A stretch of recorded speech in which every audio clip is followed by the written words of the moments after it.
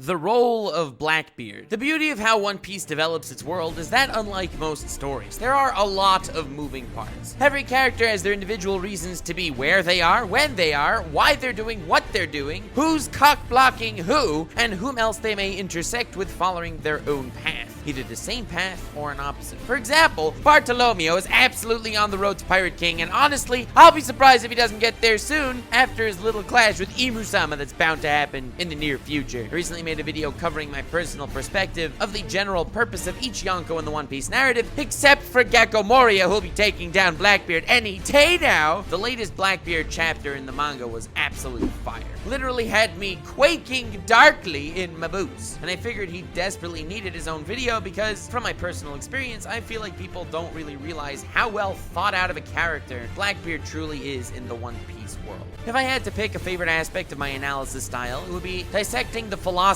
or an interesting psychology of anime characters. So, the first part of this video will be telling you exactly why I can't do that with Blackbeard without conjecture, and why in this distinct scenario, it's crucial that I should not be able to. We know nothing about Blackbeard on a personal level. There are various aspects to his personality that we can surmise via his actions, but to immediately cut to the chase, we only know what he did and what he's doing, but we have no idea why he's doing it. It would be like making an analysis video on Katakuri, which I did, or on Doflamingo, which I will do, without including how their pasts affected their life and their outlook philosophically. I feel like at this point in time, we have a full picture of either of those two characters because we know all the psychological reasons that caused their philosophy to develop into what caused what their actions eventually became. For me, that's the building blocks of character analysis, and absolutely everything stems from there. So that's the route I generally take. It's because I feel like there's a perfect sync between the philosophy, psychology, and actions of Doflamingo and Katakuri, and that makes me consider them near perfect characters and some of my favorite anime antagonists of all time. And the only way to truly understand any fictional character that's written well, that is, with understanding that bit of psychology and philosophy, at least to an extent. Now,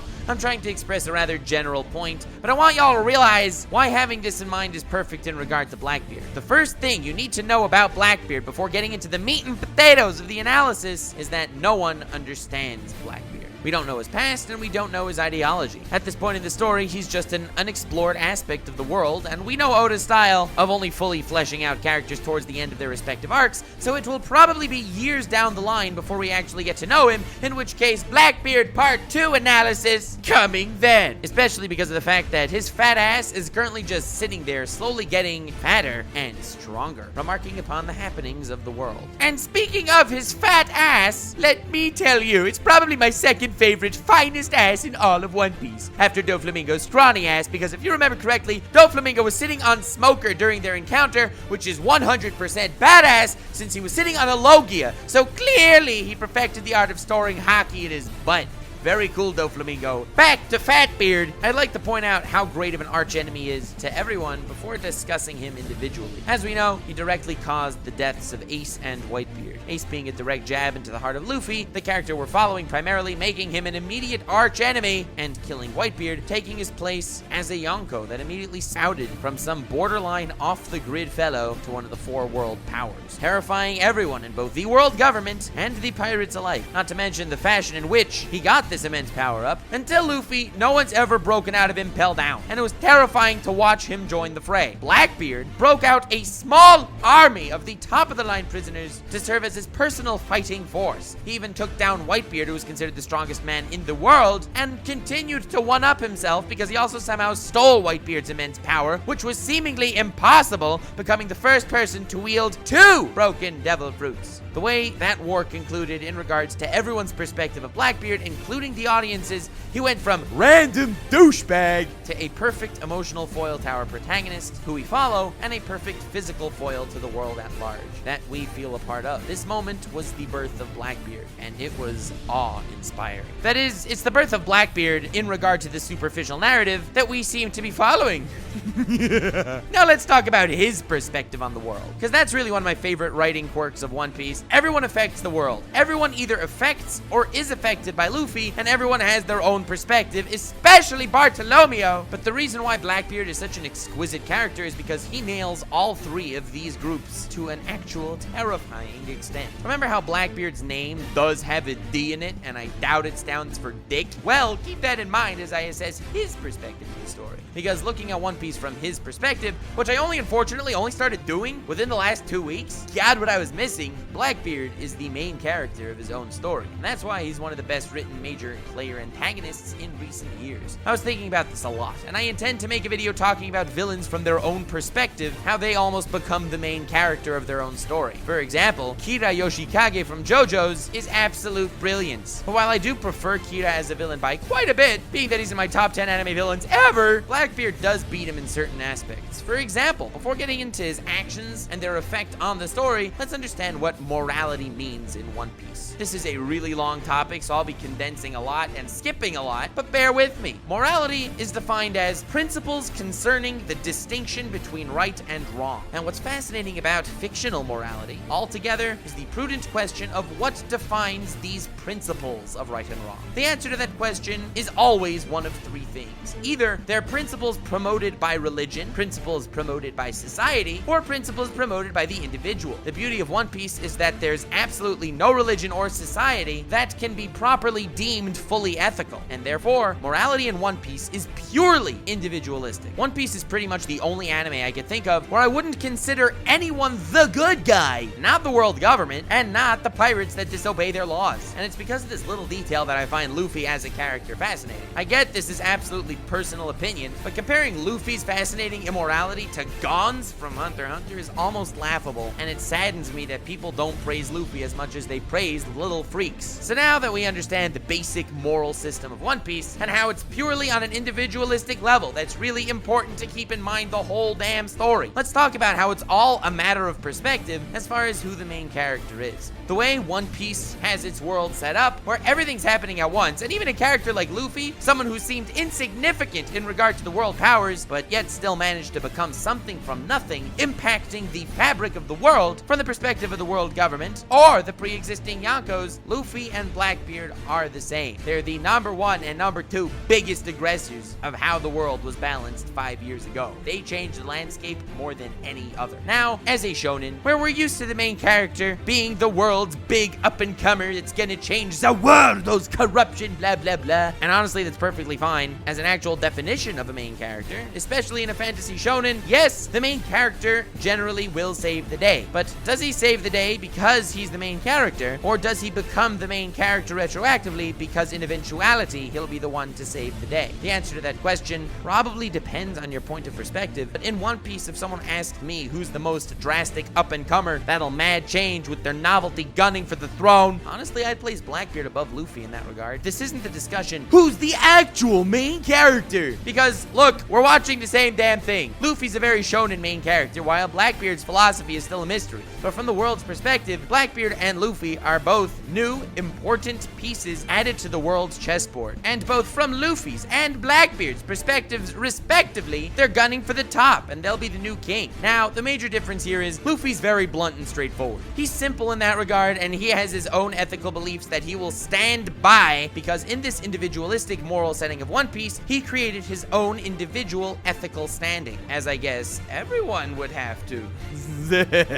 But Blackbeard, on the other hand, he too is making waves in the great seas of the world. Okay, 2 JoJo's references in a video is not too much, but 2 of the same JoJo's reference, potentially too much. I apologize, moving on. But Blackbeard is an extremely conniving bastard as far as attaining his goals. Luffy will make a bond with someone and then join forces with them because of said bond. Blackbeard will want someone and take them either their services or their power via ultimatum. He amassed a force in an instant after months of planning, setting up the Marineford War to A. Kill Whitebeard, one of the world powers. B. Get Whitebeard's power, making him far more terrifying and more powerful. And C. Obtain a crew indebted to him from the most powerful and dangerous people on the planet that have finally been locked away after all the years they've been hunted. This is a brilliant tactical step that Blackbeard would take to amass power that someone like Luffy never would, as it goes against his personal style style and values. But here's the thing, because nothing in life is ever ethically black and white. Let me ask you a question. Is killing immoral?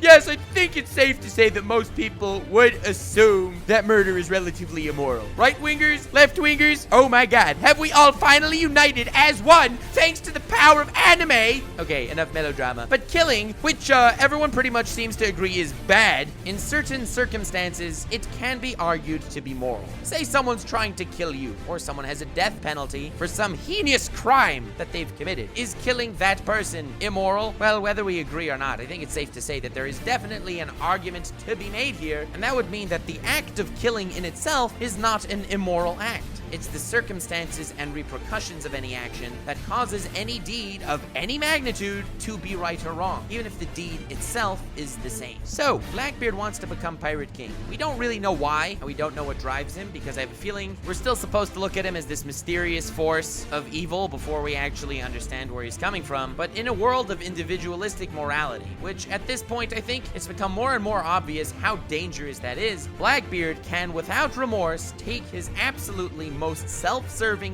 quickest, and most effective path to become the Pirate King, since that's seemingly, as of now, the most important thing to him, which means that for him personally, it trumps every moral qualm that may stand in his path. I turn your attention to the D in his name once again, because every character in the story that's recently popped up in history that had a massive effect on the world was a D. Blackbeard, Luffy, Law, who I intend to cover in a future video because I love him very much, and even Ace, through his demise, all possessed a quality of impactful importance. In fact, I wanted to do a massive video on the effect of every D. Let me know in the comments if you're interested in something like that, and maybe even subscribe or whatever. That would be really cool. But as of now, the two most impactful are easily Blackbeard and Luffy, in that order. Well, them and Monkey D. Dragon, who may as well be considered new gen considering how long he's been dormant. That guy hypes me. The D's are waking up, fam. The last period of 900 years in One Piece history is getting to its climax. But the point is, Blackbeard is a perfect foil to Luffy in the eyes of the world, and they even have some emotional blood beef going on between themselves for good measure. Blackbeard is Luffy's least favorite person alive, but aside from that, they're both pirates, both the new gen main enemies of the world government, both getting stronger and more infamous at a crazy fast clip, both have a known D in their name, both want to make a name for themselves and become Pirate King. But even though through the world government and world of One Piece's lens, they're superficially nearly identical, Blackbeard is a mental polar opposite of Luffy. In a place without morality, Luffy will hold his own, while Blackbeard revels in subjective